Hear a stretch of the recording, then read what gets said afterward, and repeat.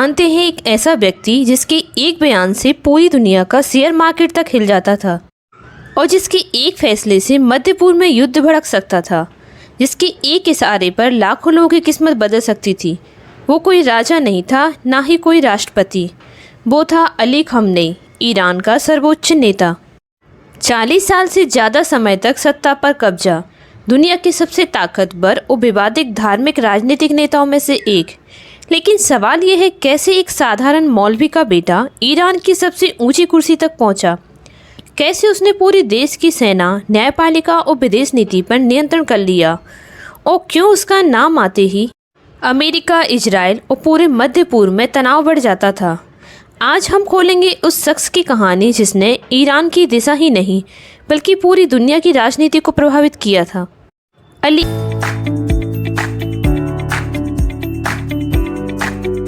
खamenei, जिसका जन्म 19 अप्रैल 1939 को ईरान के पवित्र शहर मशहद में हुआ। एक साधारण धार्मिक परिवार, सीमित साधन, लेकिन सपना बहुत बड़ा। उनके पिता एक इस्लामी विद्वान थे और बचपन से ही खamenei का झुकाव धार्मिक शिक्षा की ओर था। लेकिन ये सिर्फ एक मौलवी बनने की कहानी नहीं थी, ये कहानी थी सत्ता तक पहुंचने की। युवा उम्र में ही उन्होंने शाह के खिलाफ भाषण देने शुरू कर दिए थे। यही थी उनकी राजनीति की पहचान। उस समय ईरान पर शासन था मोहम्मद रेजा पहलवी का। खamenei को कई बार गिरफ्तार किया गया, जेल भेजा गया और टॉर्चर भी झेला, लेकिन वह रुका नहीं। फिर आई वो क्रांति जिसने सब कुछ बदल दिया। 1979 ईरान की सड़कों पर लाखों लोग, गुस्सा, क्रांति और नारे। और फिर हुआ इतिहास का सबसे बड़ा मोड़, रुहुल्लाह खamenei की वापसी। शाह की सत्ता गिर गई, ईरान बन गया इस्लामिक रिपब्लिक और यहीं से खamenei की किस्मत बदल गई। क्रांति के बाद भी तेज़ी से सत्ता के करीब पहुँचे। 1981 में वो ईरान के राष्ट्रपति बने, लेकिन असली ताकत अभी बाकी थी। 1989 खamenei की मौत, पूरा देश सदमे में। अब सवाल था कि अगला सर्वोच्च नेता कौन होगा। हालांकि कई बड़े बड़े धर्मगुरु मौजूद थे, लेकिन सत्ता गई अली खamenei के हाथों में। वो बने ईरान के सुप्रीम लीडर, एक ऐसा पद जिसके पास सेना, न्यायपालिका, मीडिया और विदेश नीति सबका नियंत्रण होता है। जिसके बाद आया देश के अंदर आयरन कंट्रोल। खamenei के शासन में ईरान सख्त धार्मिक कानूनों के तहत चला।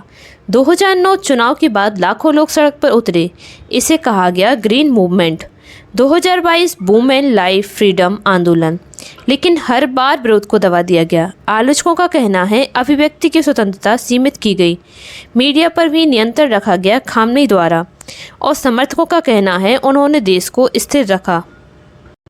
खamenei का अमेरिका के साथ दशकों से तनाव रहा है। इजराइल के खिलाफ कड़ा रुख, परमाणु कार्यक्रम को लेकर अंतर्राष्ट्रीय प्रतिबंध, और खamenei ने हमेशा कहा ईरान झुकेगा नहीं। उनकी रणनीति ने मध्य पूर्व की राजनीति को बदल दिया। खamenei का अमेरिका के प्रति दृष्टिकोण विरोध, अविश्वास और प्रतिरोध का मिश्रण रहा। ईरान और अमेरिका के रिश्ते 1979 के क्रांति के बाद से बुरे रहे, लेकिन खamenei ने इसे अपने शासन की नींव बना दिया।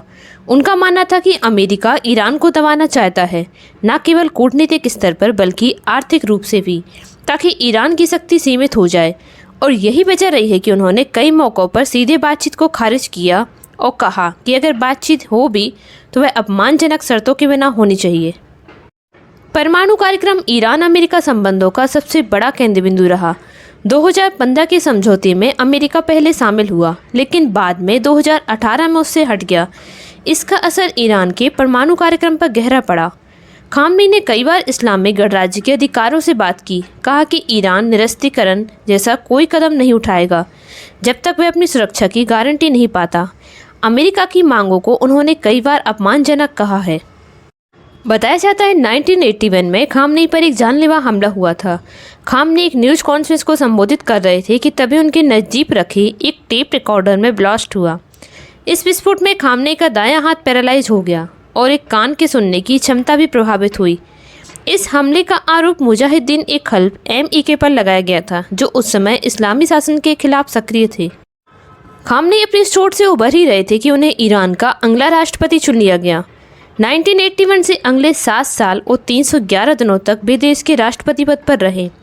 उनके राष्ट्रपति कार्यकाल के दौरान ही इराक के तत्कालीन शासक सद्दाम हुसैन ने ईरान पर हमला कर दिया, जिसके बाद दोनों देशों के बीच 8 साल लंबी और विनाशकारी जंग छिड़ गई। इस युद्ध के दौरान खामनेई ने कई अहम फैसले लिए और रणनीतिक मोर्चों पर सक्रिय भूमिका निभाई। खामनेई को ईरान का सुप्रीम लीडर तो चुना गया, लेकिन वह खुद को इस पद के योग्य नहीं मानते थे। खामनेई को लगता था कि इस पद के लिए उनके पास पर्याप्त धार्मिक योग्यता नहीं है। हालांकि वे अयातुल्लाह खुमैनी के बेहद करीबी थे और देश में उनकी लोकप्रियता भी काफ़ी थी। इसी कारण संविधान में संशोधन कर उन्हें सुप्रीम लीडर बनाया गया था।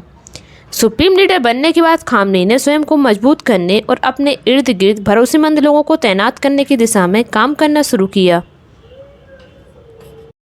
खामनेई के कार्यकाल में ही ईरान पर परमाणु हथियार तैयार करने के आरोपों के चलते कई अंतर्राष्ट्रीय प्रतिबंध लगे, जो आज भी जारी हैं। हालांकि वरिष्ठ पत्रकार सईद नकवी बताते हैं कि साल 2003 के आसपास खामनेई ने परमाणु हथियारों के खिलाफ एक फतवा जारी किया था। यह फतवा लिखित तो नहीं था, लेकिन अपने सार्वजनिक भाषणों में उन्होंने बार बार कहा कि परमाणु हथियार इस्लाम के खिलाफ है और इसका निर्माण व उपयोग हराम है।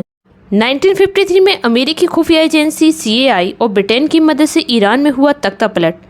1979 की ईरानी क्रांति, तेहरान में अमेरिकी दूतावास पर बंधक संकट और इराक के साथ 8 साल लंबा युद्ध, ईरान का परमाणु कार्यक्रम और डोनाल्ड ट्रंप से टकराव जैसे मामले, अमेरिका के साथ दशकों से तनाव, इजराइल के खिलाफ कड़ा रुख और परमाणु कार्यक्रम को लेकर अंतर्राष्ट्रीय प्रतिबंध।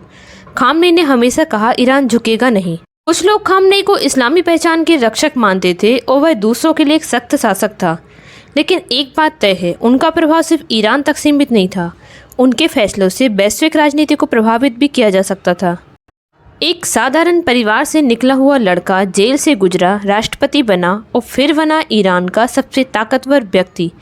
इतिहास उन्हें किस रूप में याद रखेगा, ये आने वाला समय ही तय करेगा। आपका खामनेई के प्रति क्या दृष्टिकोण है, अपनी राय हमें कमेंट में जरूर बताइएगा। और वीडियो को पसंद कर तो लाइक करें, शेयर करें। चैनल पर नए हैं तो सब्सक्राइब करना ना भूलिएगा।